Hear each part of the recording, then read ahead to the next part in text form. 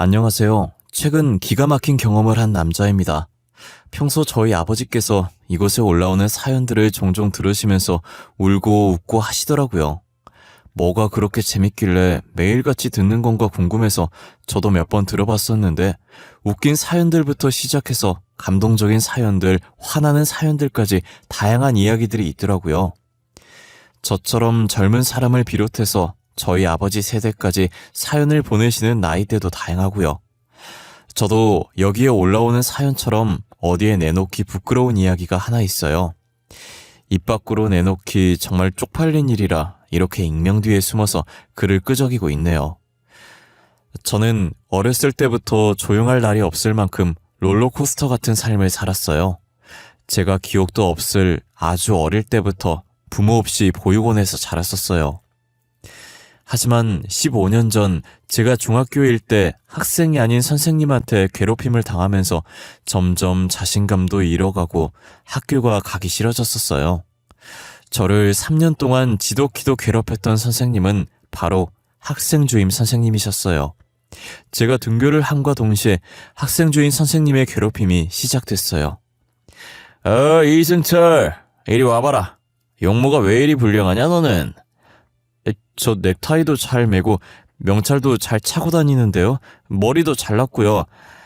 야, 너는 옷이 아니라 얼굴이 불량이야. 꺼무죽죽 해가지고 씻고 다니긴 하냐? 보육원에 물 안 나와? 나 이래서 부모 없는 게 티가 나는 거야. 좀 씻고 다녀라 자식아.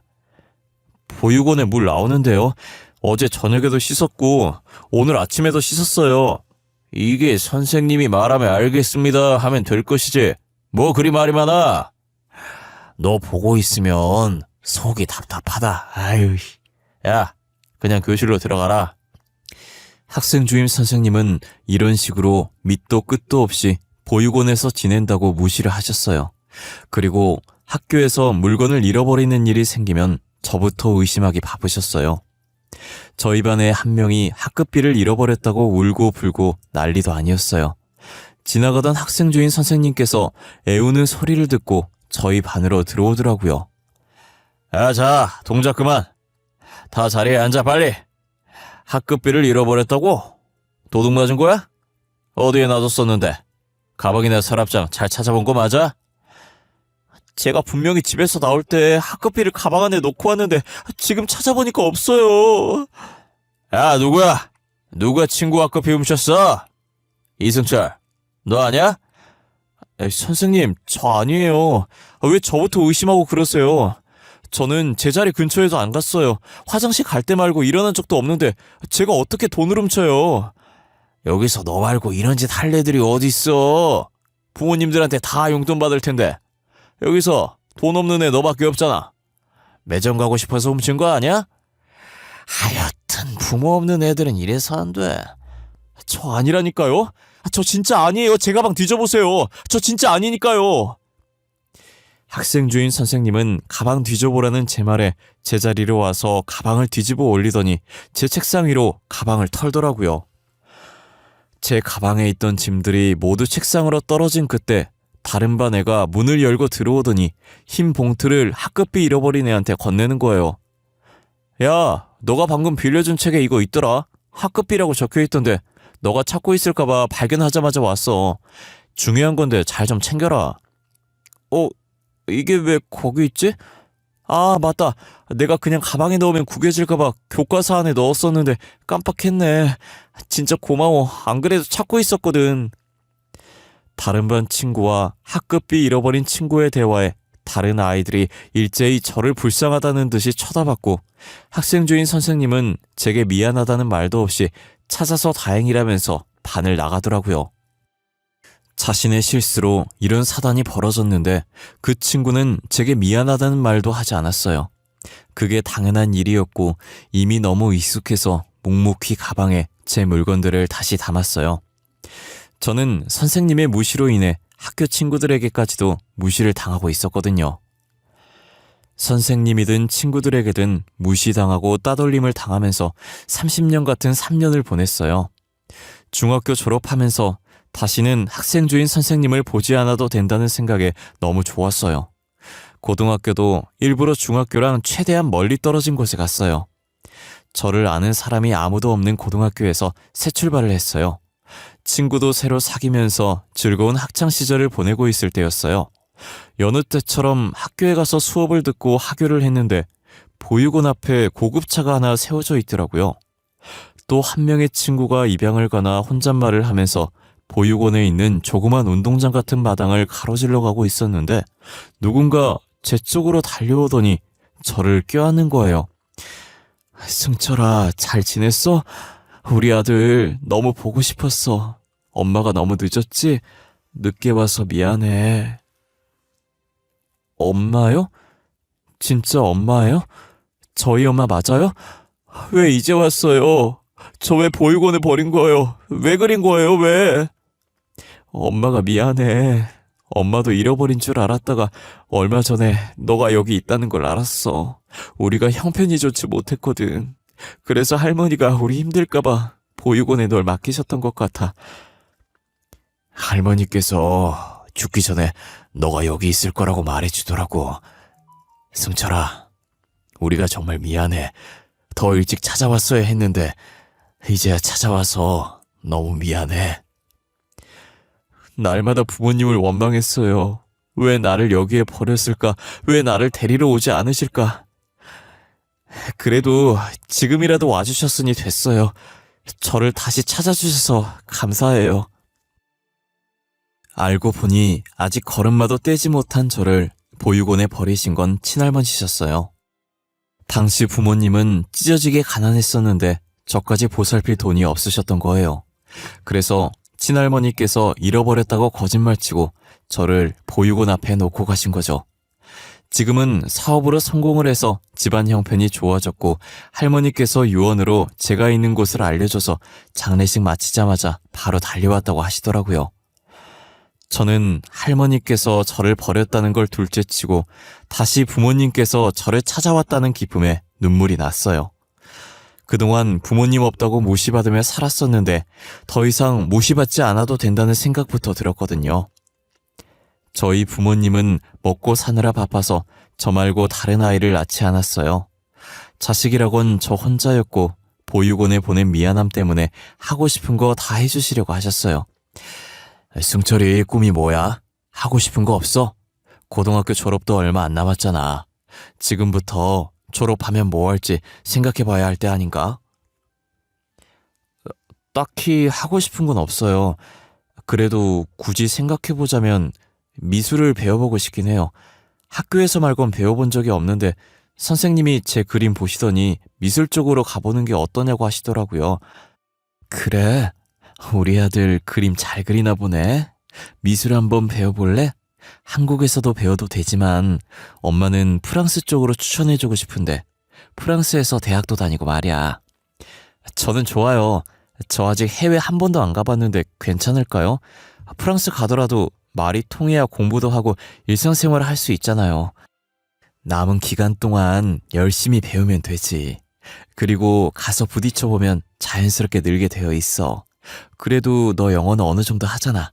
거기 사람들도 영어로 하면 알아들을걸? 그래도 영어랑 프랑스어는 다르죠. 프랑스어를 가면 프랑스어를 쓰는 게 예의죠. 그럼 가기 전에 프랑스어 배우자.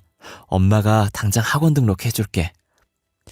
저는 프랑스어 학원을 다니다가 어차피 가야 할 거 빨리 가자는 생각에 20살 되고 바로 군대에 갔어요. 그리고 전역하자마자 부모님의 지원을 받아 프랑스로 유학을 갔고 본격적으로 미술을 배우게 됐어요. 부모님께서 필요할 때마다 돈을 보내주셔서 프랑스에 있는 동안은 돈 걱정은 딱히 안 했던 것 같아요. 그렇게 6년의 유학 생활을 마치고 한국으로 돌아와 어느 미대에 교수로 재직하고 있었어요. 교수 생활한 지도 어느덧 4년을 향해 가고 있었고 어느 정도 나이가 차니 슬슬 결혼 얘기가 나오더라고요. 저희 부모님께서 신약개발 회사를 운영하고 계신데 회사에서 마음에 드는 직원이 있었나 봐요. 저보고 결혼할 때 되지 않았냐면서 저한테 그 직원 얘기하려고 슬슬 시동을 거시더라고요. 승철이, 너 이제 32살 아니니? 내 친구 아들은 다 결혼했다고 하던데 너는 결혼할 생각 없어? 왜 데려오는 여자 한 명이 없는 거야? 이래서 죽기 전에 손잡을 수 있겠어? 저 아직 결혼 생각 없어요. 그리고 아버지, 요즘은 32살도 젊은 나이에요. 한창 때라고요. 제 친구들 중에서도 아직 결혼 안 한 애들 많은데요. 저희 세대랑 아버지 세대랑 달라요. 그래도 일찍 결혼해서 빨리 애 키워놓고 노년 편하게 놀고 먹는 게 낫지 않겠어? 지금 니네 아버지 너한테 소개해줄 여자 있어서 저러시는 거야. 너 지금 결혼할 사람 없으면 소개 한번 받아봐. 엄마도 봤는데 사람이 참 괜찮더라. 아빠 회사 직원이야. 그래요? 얼마나 괜찮은 사람이길래 회사 직원을 저한테 소개시켜주려고 하시는 거예요? 의대 졸업해서 우리 회사 팀장으로 일하고 있는데 일도 열심히 잘하고 능력도 좋아서 초고속 승진한 직원이거든. 우리가 1년 전부터 눈여겨보고 있는 직원인데 한번 만나봐 봐라, 응? 저는 당시 결혼할 생각이 없었는데 부모님 회사에 팀장으로 일하고 있는 직원분을 소개받게 됐어요. 저도 직접 만나보니 저희 부모님이 왜 이렇게까지 며느리로 들이려고 하는지 알겠더라고요. 아무래도 자신이 일하는 회사 대표의 아들을 소개받으니 어색한지 손을 가만히 있지 못했었는데 제가 회사 다닐만 하냐고 하자 눈을 엄청 반짝이는 거예요. 자신의 일에 대해 자부심이 있고 누구보다도 만족하는 사람 같아 보였어요. 그런 열정적인 모습이 너무 의외였고 매력적이더라고요. 역시 부모님도 괜한 사람을 소개시켜주지 않았다고 몇 번 더 만나보기로 했어요. 그러다 연애를 시작하게 됐고 평생을 함께하자며 결혼을 약속하게 되었습니다. 처음 처가에 인사드리러 갔을 때 장인어른이 바빠서 장모님밖에 못 봤었거든요. 그 뒤로도 장인어른을 볼 기회가 없어서 못 보다가 상견례 날 처음 보게 되었어요. 제가 부모님을 모시고 상견례장에 들어섰는데 어렸을 때 저를 괴롭혔던 학생주임 선생님이 아내 옆에 앉아있는 거예요. 저는 놀라서 순간 흠칫했고 장인어른도 저를 알아보고 놀라더라고요. 학생주임 선생님? 선생님이 여기에 왜 계신 거예요? 언제적 학생주임이냐? 나 이제 교감이야. 교감된 지 벌써 5년이 지났다 임마. 근데 너야말로 여긴 어쩐 일이냐? 설마. 아니지. 너가 우리 딸 신랑 될 사람이야? 그렇긴 한데 설마 선생님이 지 아버지이세요? 그래, 내가 지 아비 되는 사람이다. 아니, 어째 이런 일이 다 있지? 너 부모님 안 계신 거 아니었어? 중학생 땐 보육원에서 지냈었잖아. 선생님이야말로 언제적 얘기를 하시는 거예요. 저 부모님 다시 찾은 지가 언젠데요. 그러냐? 야, 잘 됐네. 진짜 잘 됐다. 축하해, 어? 여기서 이렇게 만나니까 느낌 이상하다, 야, 어? 이제 사위랑 장인들 사이인데 우리 지난 날은 다 잊고 잘 살아보자. 철없는 우리 딸 잘 부탁한다잉. 비록 저한테 막했던 선생님이었지만 자기 딸은 많이 아끼는 듯 했어요. 솔직히 저를 괴롭혔던 선생님이 제 장인어른이 된다는 게 마음에 안 들긴 했지만 좋은 날 망칠 수 없으니 그냥 넘겼어요. 제가 여자친구랑 결혼하는 거지 장인어른이랑 결혼할 게 아니잖아요. 옛날 일 계속 잡고 있는 것도 속 좁은 사람처럼 보일 것 같아서 아무렇지 않게 대했던 것 같아요. 다행히 상견례는 화기애애한 분위기로 끝이 났고 결혼 준비도 속전속결로 진행됐어요. 제가 분가를 해서 살기도 했고 장인어른 학교가 지방에 있어서 주말에만 서울로 올라오셔서 마주칠 일이 잘 없다는 게 그나마 다행이었어요. 저는 이대로 가족 행사 때 말곤 장인어른을 볼 일이 없을 줄 알았어요. 하지만 결혼을 하고 몇 달 뒤 장인어른이 교수실에 찾아와서 제게 여자를 소개시켜주는 거예요. 그것도 아내에게 절대 말하지 말라고 하면서 말이에요. 이서방, 바쁜가? 내가 자네한테 소개시켜줄 사람이 있는데 말이야. 다름이 아니라 애가 우리 친척 조카인데 미술이 배우고 싶다더라고. 믿을 사람이 자네밖에 없어서 이렇게 찾아오게 됐어. 미술이요? 나이가 어떻게 되는데요? 학원에 보내도 되지 않아요? 애 가정 형편이 좋지 못해서 학원에 보내질 못해. 그래서 염치 없지만 자네한테 부탁하러 왔어. 너가 능력도 있고 하니까 미술 좀 가르쳐줬으면 하는데 이제 곧 대학생이고 이서방 학교 다닐 예정이더라고. 아, 저희 학교 학생 되는 거예요? 원래 교수가 학생을 따로 불러서 가르쳐 주는 건 안 되는데 괜한 오해 살 수도 있고요. 입학하고 제가 담당 교수가 되면 그땐 도움을 드릴 수도 있긴 해요. 그런 방법밖에 없는 거야? 가족이라도 안 되는 거야? 예, 죄송해요. 저도 위험을 감수하면서까지 가르쳐 주는 건 아닌 것 같아요. 일단 입학하고 제가 담당 교수로 배정되면 그때 조언도 해주고 많이 챙겨주도록 할게요. 아이, 그래? 고마워. 어? 그리고 내가 조카 데리고 자네한테 왔다는 건 우리 딸한테 비밀이다. 바쁜 사람 붙잡아둬서 미안하고 추석 때 얼굴 보자. 나는 간다. 처음엔 저도 어찌할 방법이 없어서 장인어른과 장인어른의 조카를 돌려보냈어요. 아무리 가족이라고 해도 엄연히 저와는 모르는 사이인데 괜히 부탁 들어줬다가 제 교사 생활을 망칠 수 없잖아요. 그래도 다행이라고 해야 할지 입학하고 나서 보니 제가 조카의 담당 교수가 되었더라고요. 그래서 제가 가르쳐줄 수 있는 선에서 아낌없이 가르쳐줬어요. 어쩌다 보니 교수와 학생이 아닌 친척 사이로 사석에서 밥도 먹고 커피도 마시게 됐어요. 아무래도 공통 관심사가 미술이다 보니 저희의 대화는 보통 미술 얘기가 주였고 제가 직업병인 건지 계속 조카의 그림에 피드백을 해주고 있더라고요. 저는 다른 화가들의 전시회를 다니다 보면 대충 감이 온다고 전시회 가는 것을 추천해줬어요. 그 말을 하고 며칠 뒤 조카가 교수실에 들어와서 티켓 2장을 제게 내밀더라고요. 무슨 티켓인가 싶어서 받아들고 확인해보니 전시회 티켓인 거예요. 전시회 티켓? 이걸 왜 나한테 줘? 내가 전시회 다니면 좋다고 해서 예매한 거야? 잘했어. 친구들이랑 전시회 보다 보면 앞으로 어떻게 해야 할지 감이 올 거야. 아니요, 저 교수님이랑 보려고요. 교수님도 모든 화가의 그림을 다 보진 않았을 거 아니에요. 저분 그림 보신 적 있으세요? 없으시죠? 그러니까 저랑 같이 보러 가요. 이분 그림 본 적 없긴 하지. 그래 뭐 나도 요즘 새로운 그림법 연구하려는데 잘 됐네. 요즘 트렌드는 어떤지도 좀 확인할 겸 같이 가자. 전시회 몇 년 만에 보는 건지 모르겠네. 저는 조카가 준 티켓을 받아들고 같이 전시회장으로 향했어요. 5년 만에 전시회에 가봤는데 확실히 트렌드가 많이 바뀌어 있더라고요. 저는 정말 전시회 가서 딴 생각 안 하고 어떤 기법으로 그림을 그려볼까 하는 생각만 했던 것 같아요. 그날도 조카랑 그림 얘기만 엄청나게 한 것 같아요. 그렇게 전시회를 다 보고 집으로 돌아오니 아내가 씩씩거리면서 제 쪽으로 오더라고요. 그러더니 손에 들고 있는 사진을 제 얼굴에 던지는 거예요. 이 기집애 누구야? 당신 옆에 붙어있는 불려시 같은 애 누구냐고! 아니, 당신이 이 사진을 왜 들고 있어? 표정은 또 왜 그래? 그런 거 아니야. 당신이 생각하는 그런 거 아니야, 진짜. 당신, 나 못 믿어? 떡하니 이렇게 여자랑 다정하게 사진이 찍혔는데 내가 당신을 어떻게 믿어? 괜히 찔려서 이러는 거 보니까 진짜 이 기집애랑 뭐가 있긴 한가 보네. 결혼한 지 얼마나 됐다고 벌써 바람질이야? 당신 이런 사람이었어? 그래? 진짜 아니야. 당신이 오해하고 있는 거야. 절대 바람 같은 거 안 폈어. 나 진짜 맹세할 수 있어. 도대체 어디서 이런 사진을 받은 거야? 내 대학 동기가 전시회 갔다가 네 얼굴 보고 내 남편인 것 같다면서 찍어 보내줬다. 왜? 바른 대로 말해. 안 그럼 이 기집애 상간녀 소송 걸어버릴 거니까. 그리고 당신이랑도 이혼할 거야.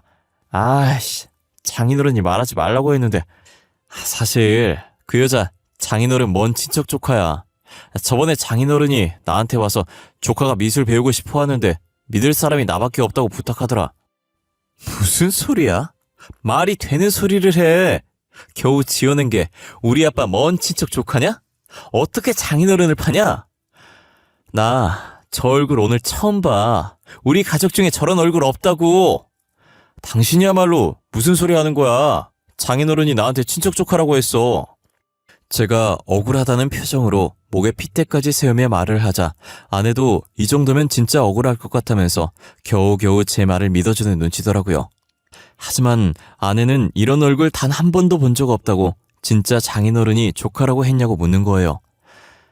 진짜 우리 아빠가 이 여자 보고 먼 친척 조카라고 그랬어? 아니 얼마나 먼 친척이길래 내가 몰라? 아니 근데 나도 왜 너 몰래 조카를 맡겼는지 의문이긴 해. 근데 장인어른이 조카라고 하는데 내가 뭘 알겠어. 그렇구나 싶었지. 아빠가 진짜 미술만 가르쳐달라고 그랬어? 근데 다정하게 둘이서 전시회는 왜 간 거야? 진짜 미술만 가르쳐달라고 했어. 나쁜 뜻 전혀 없으셨고. 미술 배우고 싶은 애라길래 도와주고 싶어서 도와준 게 다야. 다른 사람 그림을 봐야 그림을 어떻게 그릴지 감이 잡히니까 전시회 같이 간 거고.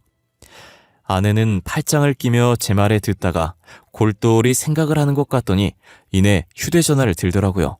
그리고 누군가에게 사진을 보내더니 전화를 거는 거예요. 엄마, 내가 방금 보내준 사진 봐봐. 그거 맞아. 엄마는 그 여자 본 적 있어? 혹시 우리 친척 중에 저런 조카 있어? 아니, 나는 처음 보는 여자인데. 근데 옆에 이서방 아니니? 이서방이 왜 이 여자랑 같이 있어? 설마 이서방 바람피니? 아니, 그런 거 아니야. 그럼 엄마도 모른다는 거지? 확실히 수상하단 말이야. 아빠가 이서방한테 이 여자를 친척이라고 소개했다던데 엄마가 좀 알아봐 줄 수 있어? 알겠어. 내가 이 여자 누군지 알아보고 나중에 다시 연락 줄게. 아내에 이어 장모님도 그 조카가 누군지 모르겠다고 하시더라고요. 저와 아내는 사진을 보면서 그럼 이 여자는 도대체 누구냐면서 답답해했어요.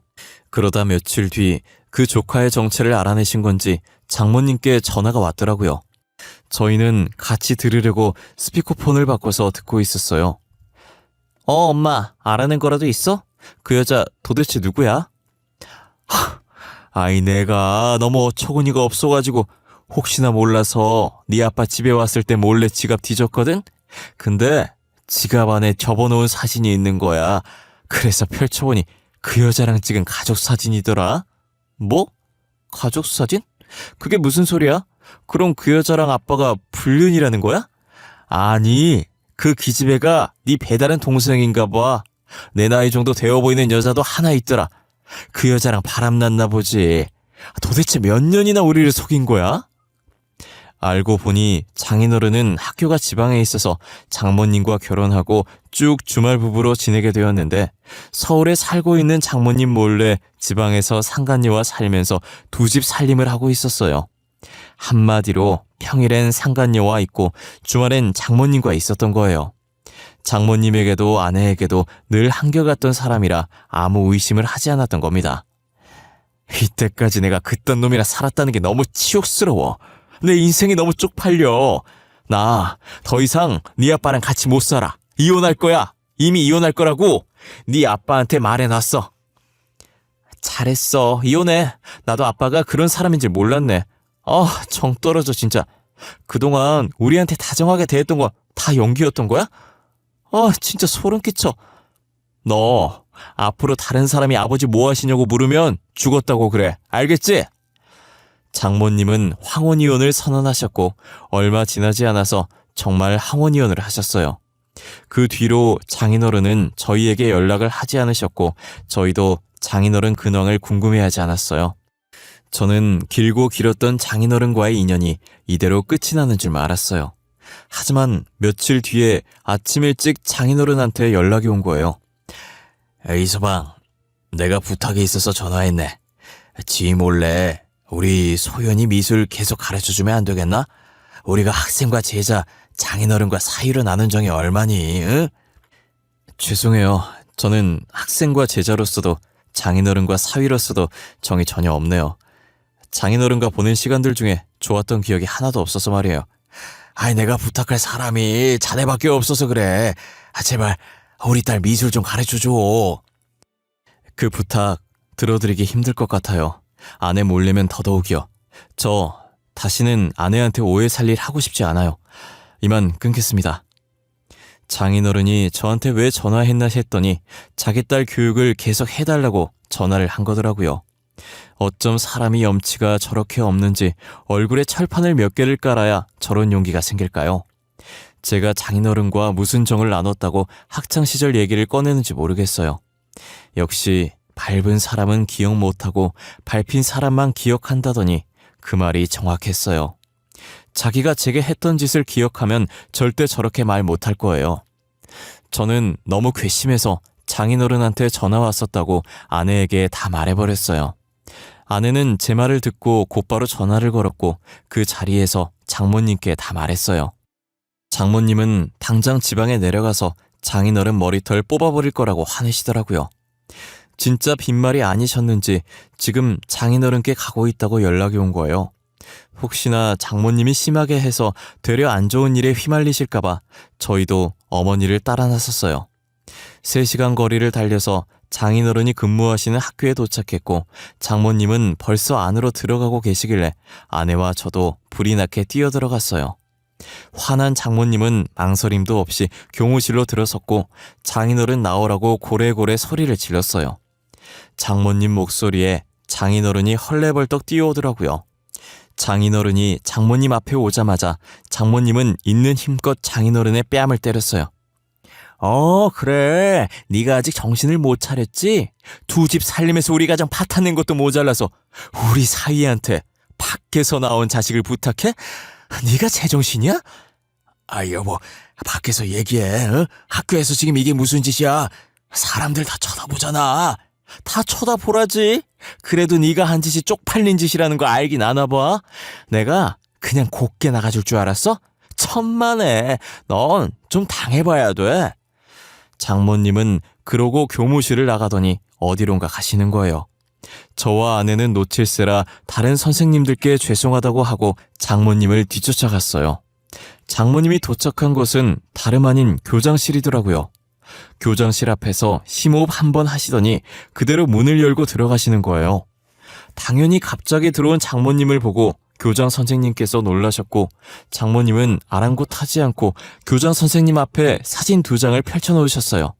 그리고 주머니에서 종이 하나를 더 꺼내더니 같이 펼쳐놓는 거예요.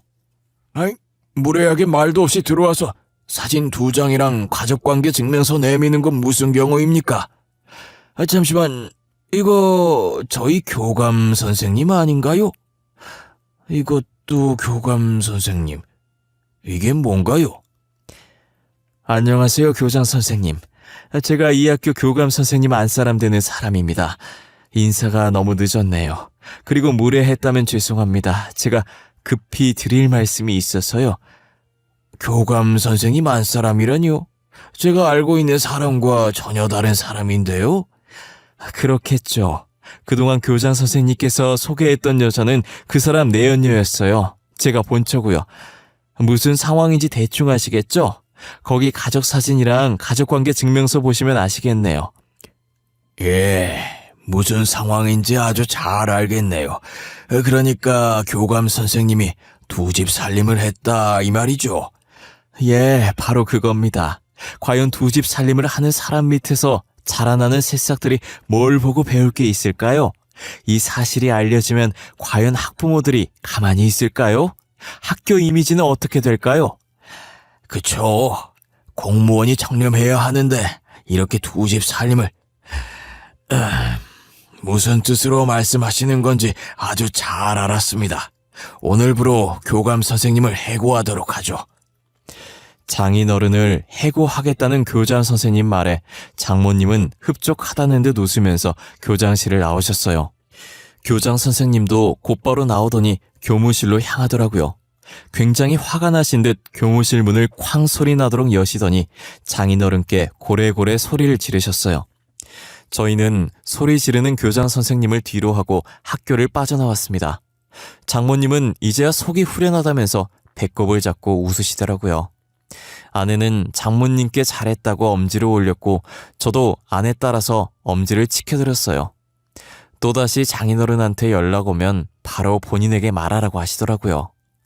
다시는 전화 못하게 눈물 콧물 쏙 빼놓을 거라고 하시면서요.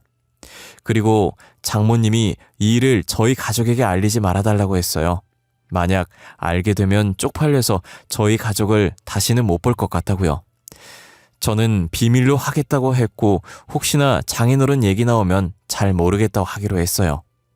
아무것도 모르는 저희 부모님은 일 잘하고 내조 잘하는 저희 아내를 더 좋아하셨고 팀장에서 실장으로 초고속 진급을 시켜주셨어요. 장모님은 저희 볼 낯도 없다고 하시면서 고향으로 내려가서 살기로 하셨고 가끔 한 번씩 저희 집에 놀러 오시곤 하셨어요. 장인어른은 그 뒤로 더 이상 얼굴을 볼 수도 없었고 어떠한 소식도 들을 수 없었어요. 아무 소식도 안 듣는 게 저희 가족 입장에선 더 좋았어요.